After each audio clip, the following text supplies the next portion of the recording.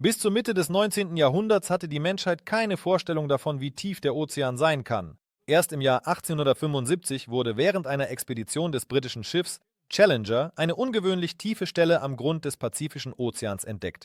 Heute ist sie als Marianengraben bekannt. Dieser gigantische Riss in der Erdkruste erstreckt sich über mehr als 1500 Meilen entlang der Marianeninseln. Der tiefste Punkt, das Challenger-Tief, erreicht fast 7 Meilen, was mehr ist als die Höhe des Mount Everest, wenn dieser umgekehrt in der Grube stehen würde. Die ersten Untersuchungen des Marianengrabens zeigten, in solchen Tiefen herrscht völlige Dunkelheit, der Druck ist enorm, die Temperatur nähert sich dem Gefrierpunkt und Leben scheint dort unmöglich zu sein. Doch später stellte sich heraus, dass dem nicht so ist. Je mehr Wissenschaftler den Grund des Grabens erforschten, desto mehr Fragen tauchten auf. Wer oder was kann dort leben, wo jeder Quadratzoll Wasser mit einer Kraft von 8 Tonnen drückt? Die Entdeckungen steckten noch in den Kinderschuhen, doch das erste beunruhigende Signal erhielten die Wissenschaftler, als in dieser Tiefe ein Gegenstand gefunden wurde, der dort eigentlich unmöglich hätte hingelangen können: Plastik unter Druck. Im Jahr 2016 führten japanische Wissenschaftler eine Reihe von Tiefseeaufnahmen im Marianengraben durch. Auf den Aufnahmen war etwas zu sehen, das sich völlig von der Umgebung abhob. Zwischen den Steinen in einer Tiefe von fast 7 Meilen lag eine Plastiktüte.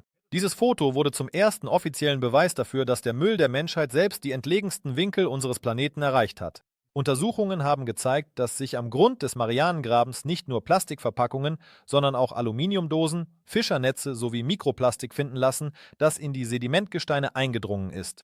Diese Entdeckung löste internationale Resonanz aus. Wenn sich Plastik selbst unter solch extremen Bedingungen nicht zersetzt, bedeutet das, dass seine Präsenz praktisch allgegenwärtig ist. Niemand hatte erwartet, dass es an einem Ort, den fast kein Mensch je betreten hat, so viele Spuren ihrer Anwesenheit geben würde. Das veränderte das Verständnis über das Ausmaß der Ozeanverschmutzung grundlegend. Doch Plastik ist nicht das Einzige, was Kameras und Sonden am Meeresgrund gefunden haben. Geisterfisch. Als die Kamera des japanischen Geräts in eine der tiefen Spalten des Grabens eindrang, erwarteten die Wissenschaftler nur Schlamm und Steine zu sehen. Doch vor der Linse schwamm langsam ein durchsichtiger Fisch vorbei. Ohne Schuppen, mit einem weichen, gallertartigen Körper, schien er von innen heraus zu leuchten. Es handelte sich um einen sogenannten Schneckenfisch, eines der seltsamsten Wesen, die je von einer Kamera aufgenommen wurden. Sein Körper ist nicht für das Leben an der Oberfläche gemacht, er würde ohne den Druck einfach zerfallen. Die Entdeckung sorgte in der Wissenschaftswelt für eine Sensation. Bis zu diesem Moment galt die Existenz von Wirbeltieren in einer Tiefe von mehr als 6 Meilen als unmöglich. Doch dieser Fisch überlebte nicht nur, er schien sich sogar recht wohl zu fühlen. Wissenschaftler stellten sich die Frage, wenn ein solches Wesen in einer derart extremen Umgebung existiert, welche Lebensformen haben wir dann in den ozeanischen Tiefen noch nicht entdeckt? Vor allem, wenn man bedenkt, dass in diesen Gewässern immer noch etwas gefunden wird, das noch seltsamer ist als der Geisterfisch: die Kamera aus der Hölle. Um in einer Tiefe von mehr als 10.000 Metern zu filmen, braucht man nicht nur robuste Materialien, sondern einen fast schon weltraumtauglichen Schutz. Eine gewöhnliche Kamera würde schon in den ersten Sekunden dem Druck nachgeben und zerbersten. Deshalb entwickeln Wissenschaftler und Ingenieure spezielle Kapseln, meist aus Titan oder Keramik, die einem unvorstellbaren Druck standhalten. Jeder Tauchgang einer solchen Kamera ist ein Risiko.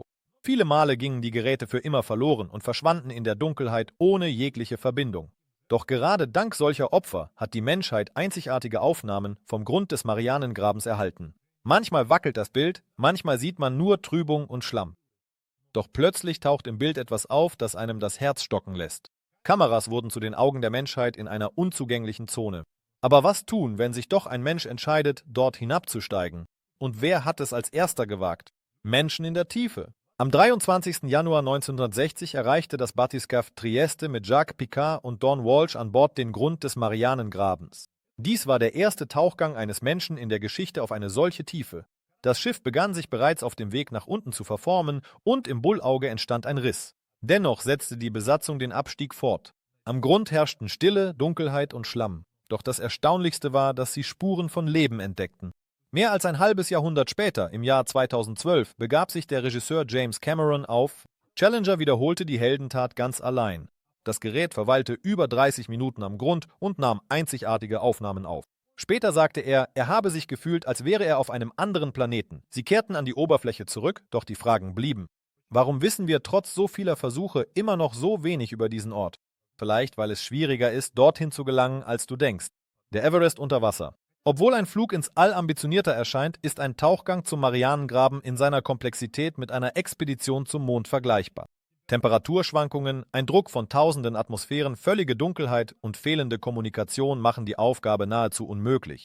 Die Geräte müssen autonom sein, denn Radiowellen dringen in solche Tiefen nicht durch das Wasser. Schon der kleinste Fehler in den Berechnungen kann tödlich enden. In einer Tiefe von über 6 Meilen gibt es keine Möglichkeit für einen Notaufstieg, keine Absicherung und keine Chance auf Hilfe. Das ist ein Ort, den nur wenige erreicht haben, und jeder Abstieg ist ein technologisches Wunder. Das Gewicht der für die Tauchgänge verwendeten Geräte beträgt Dutzende Tonnen und die Wände der Kapseln sind mehrere Zoll dick. Genau deshalb wird der Marianengraben als der Unterwasser-Everest bezeichnet, obwohl er doppelt so tief ist, wie der Berg hoch ist. Doch trotz technischer Durchbrüche konnten einige Entdeckungen nicht nur mit Hilfe von Technik gemacht werden, sondern auch dank der Stoffe, die vom Grund selbst geborgen wurden. Schlamm aus der Unterwelt.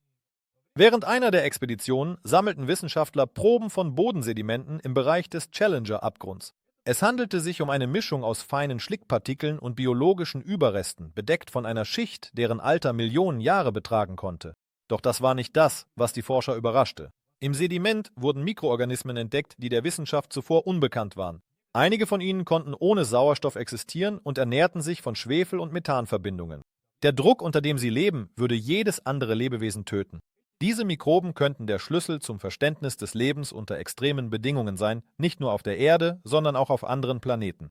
Außerdem wurden in den Proben Spuren von Toxinen wie PCB gefunden, industriellen Chemikalien, die bereits im 20. Jahrhundert verboten wurden. Wie sie auf den Grund der Tiefseegraben gelangten, bleibt ein Rätsel, denn niemand hat Abfälle so tief entsorgt. Diese Entdeckung führte zu der Erkenntnis, dass selbst die entlegensten Winkel des Ozeans eng mit menschlicher Aktivität verbunden sind, und einige Länder haben dieses Wissen bereits zu ihrem Vorteil genutzt. Chinesischer Durchbruch. Im November 2020 erreichte das chinesische Tiefseefahrzeug Fendouzhe erfolgreich den Grund des Marianengrabens. Dies war nicht einfach ein weiterer Tauchgang, sondern eine Demonstration technologischer Überlegenheit. Das Gerät ist mit einem Roboterarm, einem Probenentnahmesystem und hochpräziser Navigation ausgestattet. Es kann mehr als 12 Stunden am Meeresgrund arbeiten und Videos in Echtzeit übertragen. Für China war dies ein wichtiger Schritt in der Entwicklung maritimer Technologien. Zum ersten Mal erklärte das Land, dass es in der Lage ist, autonome Forschungen in extremen Tiefen durchzuführen. Die Untersuchungen konzentrierten sich auf biologische Proben, Mineralien und die geologische Struktur der Tiefseegraben. Laut Wissenschaftlern entdeckte das Gerät neue Arten von Mikroorganismen und dokumentierte einzigartige geologische Formationen, die Aufschluss über den Aufbau der Erdkruste geben können. Dieser Tauchgang wurde zum Symbol einer neuen Ära. Der Ozean gehört nicht mehr nur den westlichen Ländern. Doch damit kam auch eine neue Besorgnis auf. Denn am Meeresgrund wurden nicht nur Organismen, sondern auch seltsame Spuren gefunden. Tiefenstrahlung.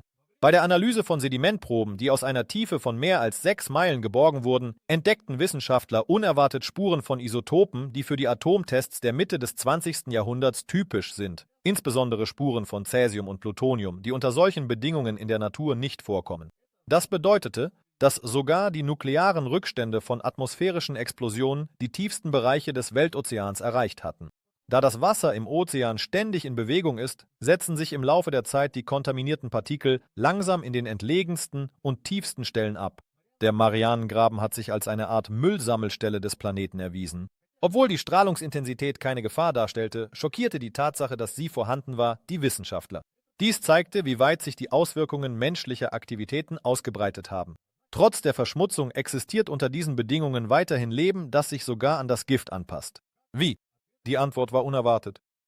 Ultraleben. Leben in der Tiefe, wo der Druck 1000 Atmosphären übersteigt, schien unmöglich. Doch die Mikroorganismen, die am Grund der Tiefseegräben gefunden wurden, brechen alle Regeln. Sie überleben nicht nur in Dunkelheit und unter Druck, sondern entwickeln auch einzigartige Schutz- und Ernährungsmechanismen. Einige von ihnen nutzen Chemosynthese und wandeln chemische Verbindungen in Energie um. Das macht sie vollkommen unabhängig vom Sonnenlicht. Wissenschaftler sind überzeugt, dass solche Lebensformen auch außerhalb der Erde existieren könnten, zum Beispiel unter der eisigen Oberfläche der Jupitermonde oder des Saturn.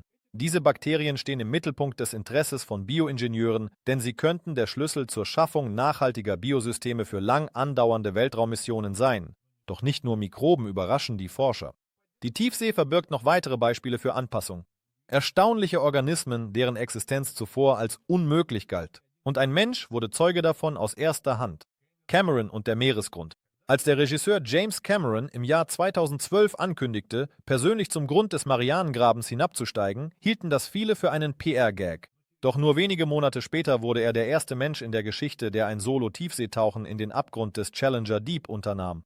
Das Tauchboot Deep Sea Challenger wurde eigens dafür gebaut, mit einem leichten Rumpf, vertikaler Ausrichtung und einem äußerst leistungsstarken Beleuchtungssystem. Der Tauchgang dauerte etwa 2,5 Stunden. In einer Tiefe von fast 7 Meilen verbrachte Cameron 31 Minuten in völliger Dunkelheit. Er beschrieb die Umgebung als bedrückend und außerirdisch und die Bewegung des Tauchboots als ein Eintauchen in eine tintenschwarze Leere. Trotz der extremen Bedingungen hielt die Filmtechnik stand und die Aufnahmen vom Meeresgrund wurden zur Sensation. Cameron drehte nicht einfach nur einen Dokumentarfilm, sondern schlug ein neues Kapitel in der privaten Wissenschaft auf. Seine Expedition bewies, dass individuelle Initiativen mit staatlichen Projekten konkurrieren können. Doch hinter den großen Namen und Errungenschaften verbirgt sich eine beängstigende Wahrheit. Der Marianengraben ist nicht nur ein wissenschaftliches Ziel, sondern auch ein Spiegelbild unserer Verantwortungslosigkeit.